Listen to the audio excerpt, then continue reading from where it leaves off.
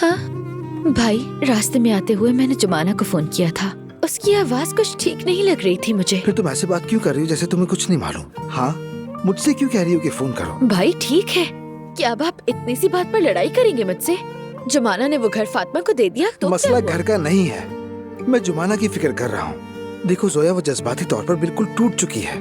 फातिमा जो कहती है वो फौरन मान लेती है। ये तो मौका परस्ती है ना। किसी लड़की से उसका घर छीन लेने का क्या मतलब है जोया? ठीक है, जब आप इतनी फिक्र करते हैं तो गुस्सा करने के बजाय उसे अपने सामने बिठाकर ठीक से बात क्यों नहीं करते? 1000 बार समझाया है, कहा था कि किसी जानने वाले से मशवरा कर लें।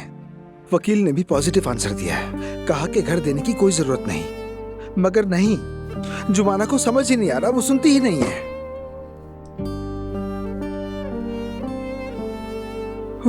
अरे हाँ, आज तो वकील से भी मुलाकात थी। क्यों? उस कस्टडी के मामले में जो एतराज दायर किया था ना, इसीलिए बहसबाजी में मौका ही नहीं मिल सका।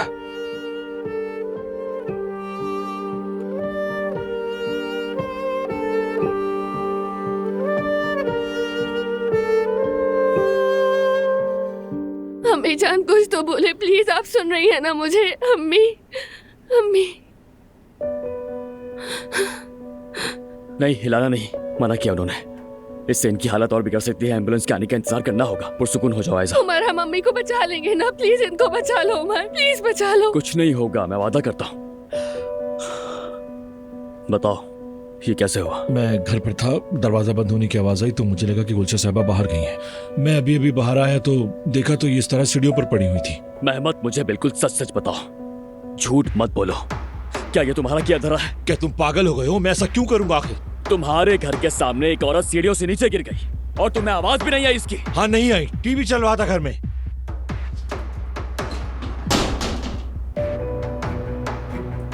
घर के अंदर कौन है? कोई नहीं, अम्मी भी गई हुई है। तो फिर ये आवाज किस चीज की उमर, है? मैं तुमसे कह रहा हूँ ना कि टीवी चल रहा होगा, मुझे क्या पता? उमर, कह रहा हूँ ना घर में कोई भी नहीं है।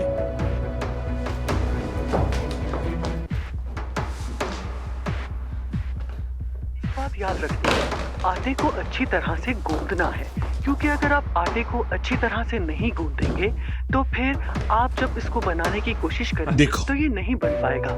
साथ ही आपने फिर तेल का इस्तेमाल करना है ताकि अच्छे तरीके से आटा गूंद जाए।